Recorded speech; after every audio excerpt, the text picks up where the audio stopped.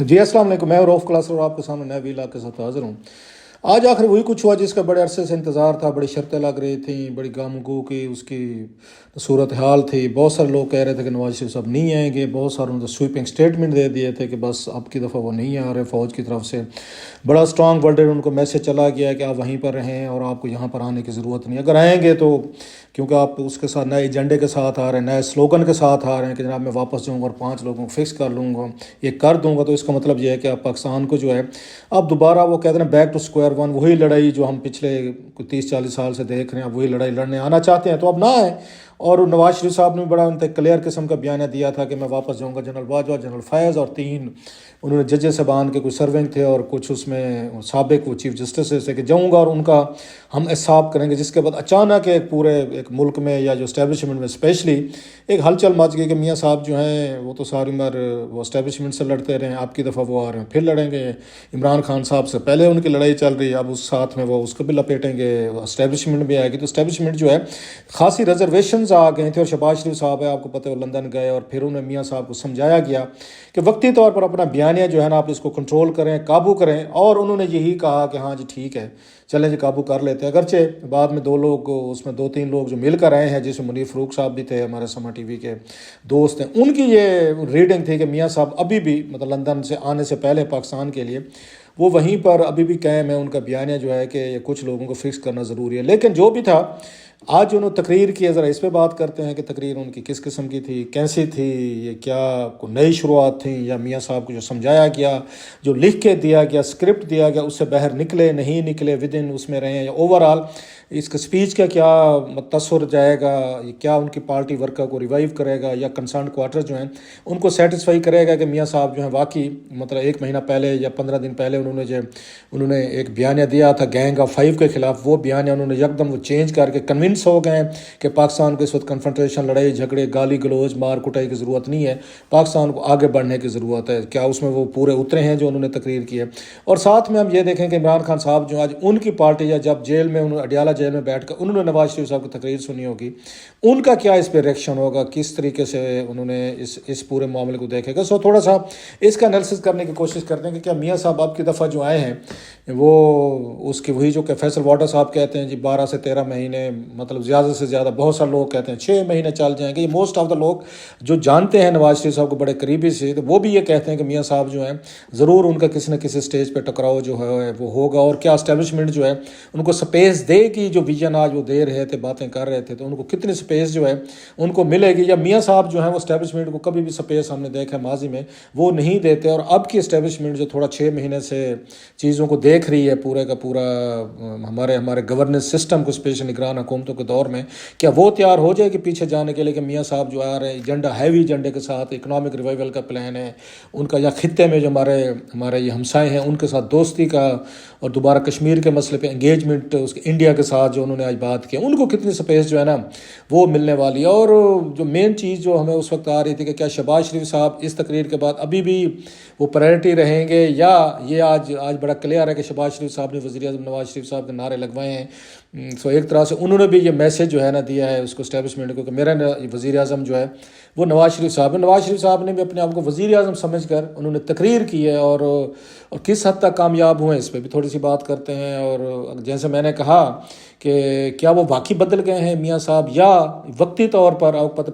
कोई भी पॉलिटिशियन हो 72 साल की उम्र में तो बंदा बहुत कुछ शाना हो जाता है कि कब आपने फेकिंग करनी है, कब आपने सीरियस होना है, कब आपने थ्रेट करनी है, कब आपने रिकन्सिलेशन का मैसेज देना है। ये 40 साल में 50 साल बड़ा टाइम होता है किसी भी बंदे के लिए अपने आप को पॉलिटिकल तौर पर मैच्योर करने का और अपनी मैसेजिंग करने का, बॉडी लैंग्वेज के ज़रिए, गुफ्तगू के ज़रिए। ये ज़रूर था उनकी जो बात थी कि 6 साल जो हैं 6 साल बाद उन्होंने तकरीर की, इतना बड़ा क्राउड, हाँ वो एक बड़ा था कि क्राउड कितना इकट्ठा करने में कामयाब रहे, वो उन्होंने जैसे भी किया। अब आप कहें जी कि उन्होंने पंजाब हुकूमत ने मदद की है, पुलिस वाले थे, थाना कचहरी, पटवारी, तहसील, जिसने भी था जैसे तैसे था, क्राउड उन्होंने पूरा कर लिया। मेरा ख्याल बड़ा क्राउड था, चार्ज क्राउड था, नारे भी साफ ज़हरे नज़र आ रहे थे। एक होते ना कि ज़बरदस्ती क्राउड को लाया जाता है, उसमें ठीक है जी चलते हैं जी, सैर भी कर लेंगे लाहौर की 2-3 दिन मुफ्त की, और खाने पीने को भी कुछ मिल जाएगा, हमारा क्या जाता है, एक उस तरह का क्राउड होता है। बहरहाल लग रहा था चार्ज क्राउड था। सवाल अब उसमें कुछ और है। जो आज वो सुबह आए हैं जिस तरीके से उस पर बड़े क्वेश्चंस उठे हैं, स्पेशली उनका इस्लामाबाद आना, यहाँ से फिर उनका उधर चले जाना, लाहौर चले जाना। बहुत सारे लोग क्वेश्चन कर रहे थे कि मियाँ साहब वो सीधे लाहौर भी तो जा सकते थे, यहाँ पर क्यों है? तो किसी ने बड़ी एक अच्छी बात की, मैं सुन रहा था वकील साहब, उन्होंने कहा इसलिए ये सैटरडे का दिन रखा गया कि उस दिन अदालतें जो है बंद होंगी। वो ये कहें कि जनाब अदालतों को 24 को जब कन्फर्मेशन किया, लेकिन अब हम तो आए थे और हमने सारा जो प्रोसेस था वो भी पूरा कर लिया, इसका बायोमेट्रिक का भी, अपीलों पर दस्तखत भी किए, हम तो इस्लामाबाद आए थे, हम पेश हो जाते, लेकिन उस दिन अदालतें जो हैं बंद थी। ये उनका पॉइंट ऑफ व्यू था वकील साहब का, मैं सुन रहा था उनका। और प्लस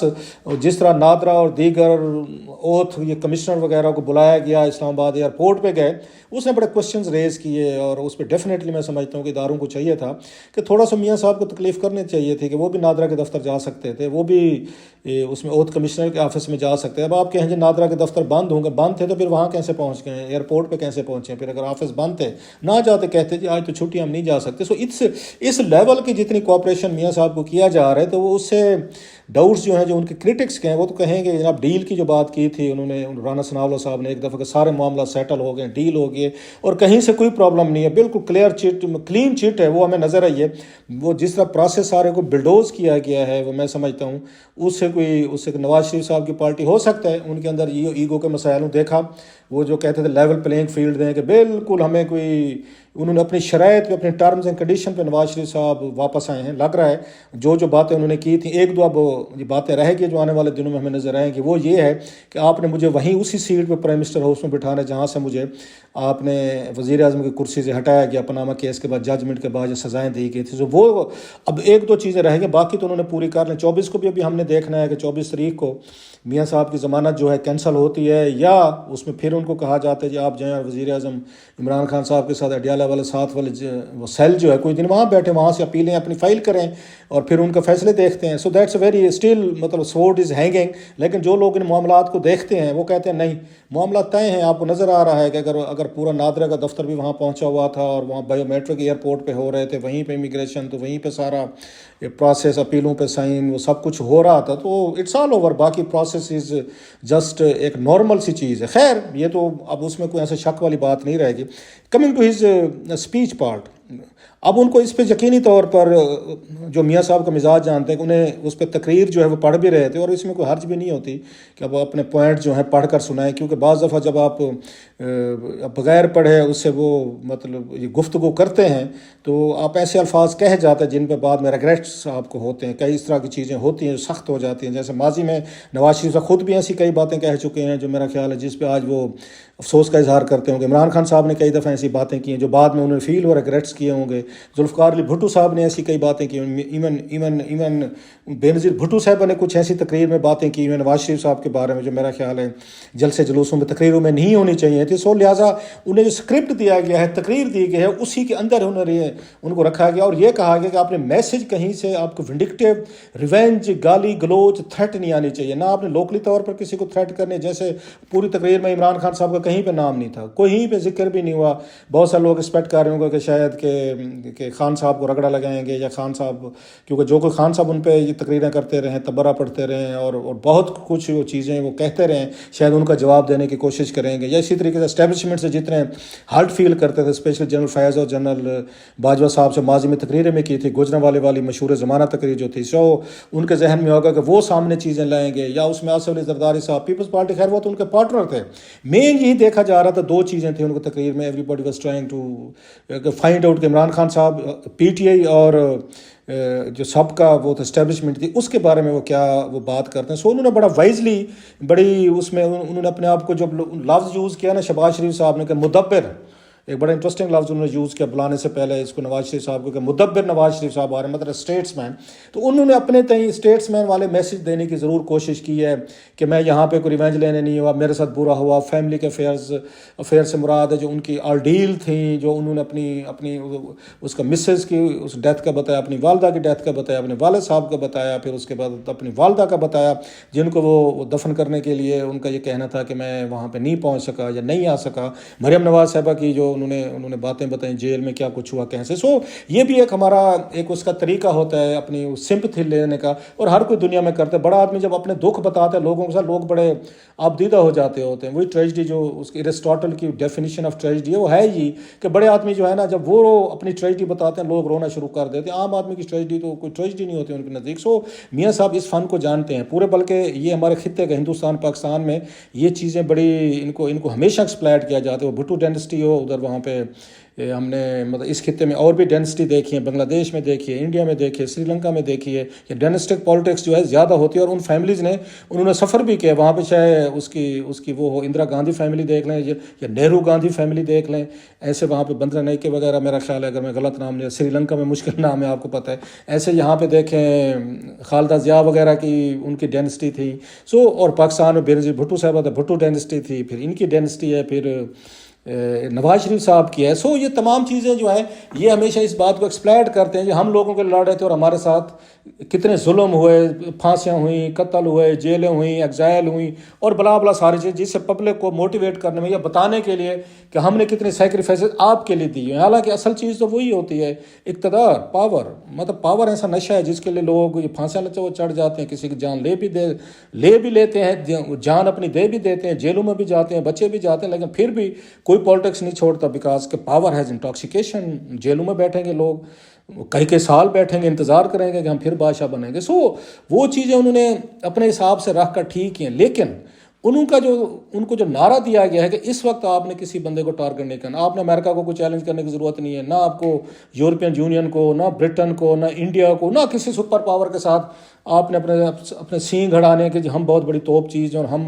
दुनिया की बहुत बड़ी अजीम कौम है और हमने अजीम बनना है और फिर हम पता नहीं क्या कुछ कर गुजरेंगे। सो उन्होंने कहा, जो नारा था जो उनका हमेशा से रहा है नवाज लीग का, वो तो यही था कि जो हम इकनॉमिक डेवलपमेंट का, उनके पास वो काम ही वही किया जो नज़र आने वाला, जो वो गिनवा भी रहे थे, बहुत सारे बड़ी तादाद में गिनवाए हैं उन्होंने। जो बात इन पे नहीं आती थी, खान साहब जो है इमरान खान साहब, उनके पास एक ही चीज़ होती है जो इफेक्टिव है, जो पावरफुल है, वो उनका नैरेटिव है कि चोर डाकू वाली लुट गए, खा गए और बहर ले गए और पूरी फैमिली जो है मनी लॉन्ड्रिंग, 5 बरियाज मुजद्दाद, जो कि ठीक बातें हैं, वो हमारे सामने भी हैं, हमने देखी भी हैं। लेकिन खान साहब के पास को दिखाने को कुछ नहीं, एक मोटरवे भी नहीं, 1 इंच सड़क भी नहीं। अगर कहें, खान साहब तो कहते होते हैं कि कौमें जो है कोई सड़क बनाने से अजीम होते, मतलब खड्डे, मतलब मुझे इस बात से कभी समझ नहीं है कि सड़क ही नहीं बनानी आपने तो बंदा ट्रैवल कैसे करेगा, लोग कैसे जाएंगे। अगर हॉस्पिटल तक भी पहुंचना है, कॉलेज स्कूल तक भी पहुंचना है तो कोई ना कोई सड़क तो चाहिए। उनके दौर में अक्सर ये कहा जाता है कि 1 इंच सड़क नहीं बनाई, और खान साहब के पास दिखाने के लिए कुछ भी नहीं। अगर देखा जाए, एक उन्होंने पेशावर में वो बनाई थी, उसकी मेट्रो बनाई थी और कहाँ की कहाँ चली गई थी, उसके अलहदा स्कैंडल है। सो खान साहब का डेवलपमेंट का मॉडल बिल्कुल डिफरेंट है। वो शायद इस डेवलपमेंट में बिलीव नहीं रखते, जिसकी वजह से उनका यही फोकस रहा है सारे का सारा कि अपने मुखालफिन की करप्शन चीज़ें जो हैं उन्हीं को हाईलाइट करते रहे, ज़रूर करते रहे, लेकिन कुछ तो आपके पास दिखाने को हो ना कि हमने यहाँ काम क्या किए हैं, जो बहुत सारी डेवलपमेंट मतलब होने वाली थी। अब बाकी छोड़ा, अब आप कहेंगे मैं भी रोना लेकर बैठ गया हूँ। MM रोड, जिस पे इनके 5 डिस्ट्रिक्ट्स हैं MM रोड पे, जहाँ से मियाँ वाली भी आते हैं, मुजफ्फरगढ़, लिया, बक्खर और आगे राजनपुर, डेरा गाजी खां, उनको मिलाती है सड़क। इतने लाखों लोग रहते हैं, जहाँ से जीती हैं सीटें, वो सड़क तक नहीं बना सके आप अभी तक नहीं। अभी जो उसकी हालत है आपके सामने, क्योंकि एजेंडे पे नहीं थी ये आपकी चीज़ें जो हैं। खैर दैट्स अनदर। सो मियाँ साहब ने बड़ा इफेक्टिवली जो नैरेटिव दिया है अपनी महंगाई का,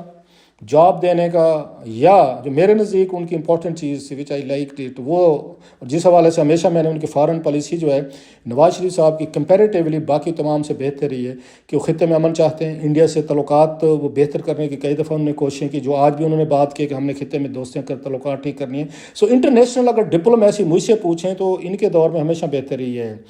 इन नवाज शरीफ साहब के दौर में। लिहाजा मुल्कों से तल्लुकात उनके ज़्यादा हैं। खान साहब के दौर में जो उनके जहन में आ गया था कि पूरी दुनिया से हमने लड़ना है, अमेरिका से लड़ना है, यूरोपियन यूनियन से लड़ना है, कतर से लड़ना है, इंडिया से लड़ना है, फिर हमने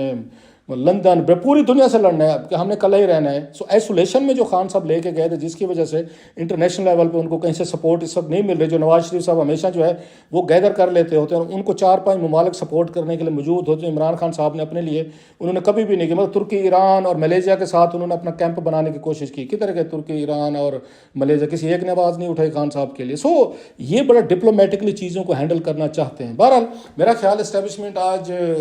वक्ती तौर पर कुछ रिलीव हुई होगी कि खान ये नवाज शरीफ साहब जो हैं, जो टेम्पो उन्होंने सेट किया है वो उसमें वो चीज़ नहीं है जिससे वो डर रहे थे कि आज उन्होंने इस्टेब्लिशमेंट को नहीं लड़का, आज उन्होंने जनरल फैज़ और जनरल बाजवा साहब का नाम नहीं लिया, सो उनके लिए एक सेंस ऑफ रिलीफ होगा। लेकिन सबसे बड़ा सवाल ये है कि क्या वो इस बात पे कायम भी रहेंगे वज़ीर आज़म बनने के बाद, या सिर्फ 3-4 महीने का जो नरेटिव सेट किया है उन्होंने अपनी महंगाई के मुकाबले या पिछले दौर की गाली गलोच, अपने वर्कर को उन्होंने कहा कि आपने गाली गलोच नहीं करनी। He was referring two of course PTI लोग जो हर बात पे गाली गलोच, मतलब किसी के साथ आर्गू करने की सलाहियत तो हमारे नौजवान में रह नहीं गई, हर वक्त गाली दो, हर वक्त किसी को जलील करो या वो करो। सो वो उन्होंने अपने आप को डिस्टेंस करने की बड़ी कोशिश की है कि जो बातें खान साहब तकरीरें करते थे, जिस तरह की वो अपने मुखालफिन को चार्ज करते थे और जिस तरह वो ज़बान इस्तेमाल करते थे, नवाज शरीफ साहब ने प्रैक्टिस की है कि वो चीज़ मैंने नहीं करनी, मैंने डिफरेंट चीज़ है कि उनको देनी है, अपने फॉलोअर को देनी है, मीडिया को देनी है, इस्टेब्लिशमेंट को देनी है, लोगों को देनी है कि मैं ये काम करना नहीं। अब इस पर मियाँ साहब कितनी देर कायम रह सकते हैं, मरियम साहबा कितनी देर कायम रह सकते हैं, या सिर्फ पावर तक है, ये देखने वाली बात है। अब ये बाकी खान साहब ने जब ये तकरीर सुनी होगी वहाँ पर बैठ के अडियाला सेल में, डेफिनेटली मतलब बहुत सारी जगहों पे उन्हें फील हुआ होगा, रिग्रेट्स हुए होंगे कि मैंने गलतियां की हैं कहीं पर, जिसकी वजह से नवाज शरीफ साहब वापस आए। मैंने इन्हें भेजा था उस वक्त, अब वो वापस आ गए 4 साल के लिए, मुझे कह कर गए थे जी 2 माह की बात है, धोखा हुआ, फ्रॉड हुआ। उस वक्त जनरल फैज़ और जनरल बाजवा साहब ने मुझे इस तरह की डील करने पर मजबूर किया, ना जाने देता तो मैं आज वज़ीर आज़म होता और आज ये यहाँ पर ना खड़े होते, या मैं उस वक्त इस्टेब्लिशमेंट जनरल बाजवा साहब एंड कंपनी से ना लड़ाई लेता तो भी स्पेस ना बनती। सो खान साहब might be thinking a lot of things कि मुझसे कहाँ पे गलतियाँ हुई या नहीं, या वो यही समझेंगे कि मुझे भी इस्टेब्लिशमेंट लाई थी, इनको भी इस्टेब्लिशमेंट लाई है, चलो इंतज़ार करते हैं कि नवाज शरीफ साहब और